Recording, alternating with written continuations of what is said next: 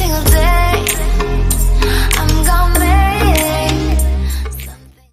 Halo, assalamualaikum. Kali ini saya mau share soal SKB Guru SD Kompetensi Profesional IPA Biologi. Oke, sebelumnya jangan lupa like video ini, komen, share, dan subscribe.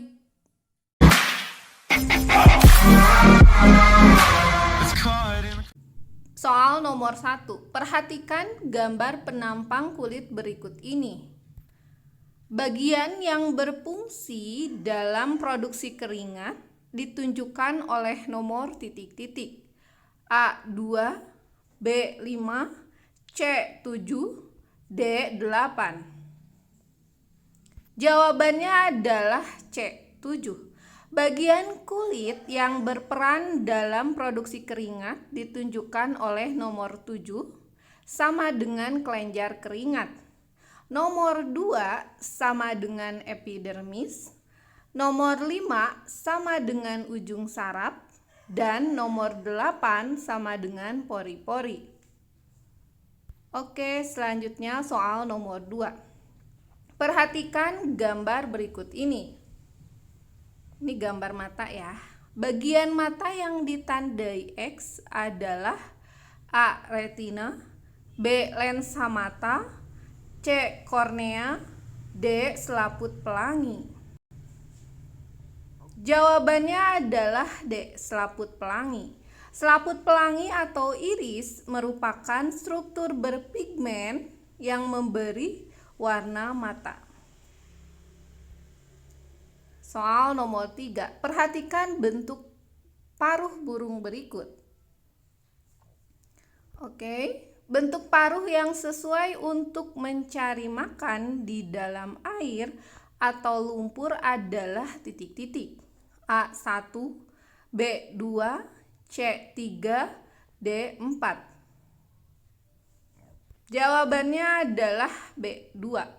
Bentuk paruh yang mencari makan dalam air atau lumpur biasanya lebar dan tumpul seperti bebek. Oke, jadi nomor 2 itu bebek ya. Selanjutnya soal nomor 4. Faktor eksternal yang mempengaruhi fotosintesis adalah titik-titik. A. Karbon dioksida, air, cahaya matahari, oksigen, dan suhu. B. Karbon dioksida, air, cahaya matahari, oksigen, dan struktur daun. C. Suhu, cahaya matahari, oksigen, suhu, dan klorofil. D. Suhu, cahaya matahari, oksigen, struktur daun, dan klorofil. Jawabannya adalah A. Karbon dioksida, air, cahaya matahari, oksigen, dan suhu. Pertama, faktor eksternal fotosintesis adalah karbon dioksida, air, cahaya matahari, oksigen, dan suhu. Kemudian, faktor internal fotosintesis yaitu klorofil, struktur daun, tahap pertumbuhan, umur daun, kadar hasil fotosintesis, penimbun hasil fotosintesis, hormon, protoplasmik, atau bersifat enzimatik. Selanjutnya soal nomor 5. Tumbuhan berikut yang berkembang biak dengan cara tunas adalah titik-titik.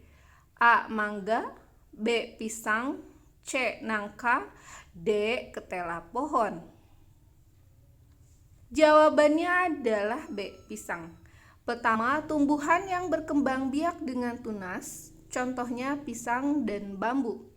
2. Tumbuhan yang berkembang biak dengan biji, contohnya padi, kedelai, jagung, mangga, nangka. Kemudian 3. Tumbuhan yang berkembang biak dengan umbi akar, contohnya seperti wortel, lobak, ketela pohon, dan sebagainya. Soal nomor 6. Perhatikan rantai makanan berikut. 1.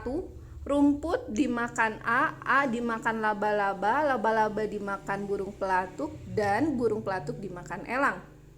2. Fitoplankton dimakan zooplankton, dimakan ikan kecil dimakan B dimakan burung pelikan. Organisme A dan B yang tepat untuk melengkapi kedua rantai makanan tersebut adalah titik-titik. A. Ayam dan siput. B. Kelinci dan udang. C. Ular dan burung hantu. D. Belalang dan ikan besar. Jawabannya adalah D. Belalang dan ikan besar. Pada seekor hewan dan tumbuhan akan terjadi peristiwa makan dan akan dimakan dengan urutan tertentu. Peristiwa tersebut dapat dinamakan rantai makanan. Pada rantai makanan di atas, 1. Rumput dimakan oleh belalang, dan 2. Ikan kecil dimakan oleh ikan besar. Oke, selanjutnya soal nomor 7. Perhatikan gambar jaring-jaring makanan berikut. Ada padi dimakan tikus, tikus dimakan ular dan elang. Padi dimakan ayam, ayam dimakan ular, ular dimakan elang. Ada padi dimakan belalang, belalang dimakan katak, katak dimakan oleh ular dan elang. Oke, jika populasi katak berkurang karena diburu manusia, peristiwa yang akan terjadi adalah titik-titik. A. Populasi ular bertambah, elang bertambah. B. Populasi ular berkurang, belalang berkurang. C. Populasi belalang bertambah, ular berkurang. D. Populasi elang bertambah, ular berkurang. Jawabannya adalah C. Populasi belalang bertambah, ular berkurang. Jaring-jaring makanan terbentuk dari beberapa rantai makanan. Salah satu rantai makanan di atas adalah padi dimakan oleh belalang, belalang dimakan oleh katak. Jika katak berkurang, maka populasi ular sawah dan elang akan berkurang karena mereka kehabisan makanan. Sementara itu, populasi belalang semakin bertambah. Selanjutnya soal nomor 8. Perhatikan gambar berikut. Jadi ada tumbuhan, ada ikan kecil, ada ikan besar, dan ada tumbuhan di dasar. Gambar di atas memperlihatkan contoh titik-titik. A. Rantai makanan di sawah. B. Saling ketergantungan organisme perairan. C. Ketidakseimbangan ekosistem. D. Adanya bahaya yang mengintai. Jawabannya adalah B. Saling ketergantungan organisme perairan. Gambar A dan B di atas dapat mewakili saling ketergantungan organisme karena A. Merupakan oksigen yang dihasilkan oleh tumbuhan air dan dibutuhkan oleh ikan besar dan ikan kecil. Sedangkan B. Merupakan karbon dioksida yang dihasilkan oleh ikan besar serta ikan kecil dan dibutuhkan oleh tumbuhan air untuk melangsungkan proses fotosintesis. Soal nomor 9. Di bawah ini yang merupakan hubungan simbiosis komensalisme adalah titik-titik. A. Benalu dengan tumbuhan inangnya. B. Ikan remora dengan ikan pari. C. Burung jalak dengan kerbau. D. Cacing pita dalam tubuh manusia. Jawabannya adalah B. Ikan remora dengan ikan pari.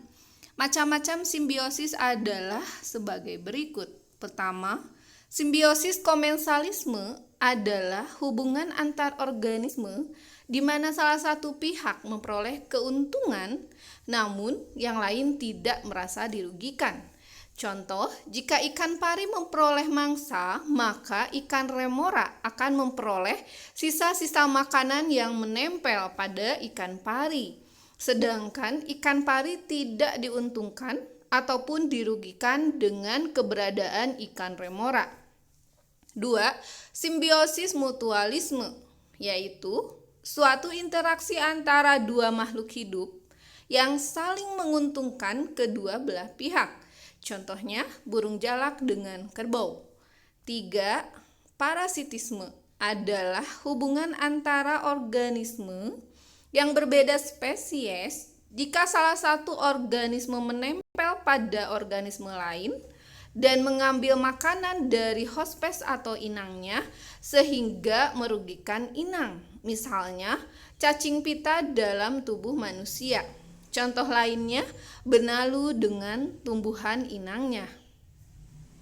Oke, selanjutnya soal nomor 10. Jenis makanan yang dihasilkan melalui proses fermentasi kacang kedelai oleh jamur Aspergillus swenti yaitu titik-titik. A. Yogurt, B. Tahu, C. Kecap, D. Tempe. Jawabannya adalah C. Kecap. Berikut ini hubungan yang sesuai antara organisme dengan produk yang dihasilkannya adalah Aspergillus swenti, produknya kecap. Streptococcus lactis, mentega. Aspergillus oryzae, tauco. Rhizopus sp, tempe. Rhizopus oligosporus, oncom. Lactobacillus bulgaricus dan Streptococcus thermophilus, yogurt. Oke. Cukup sampai di sini sharing dari saya. Mohon maaf bila terdapat kesalahan. Terima kasih atas perhatiannya. Sampai jumpa lagi.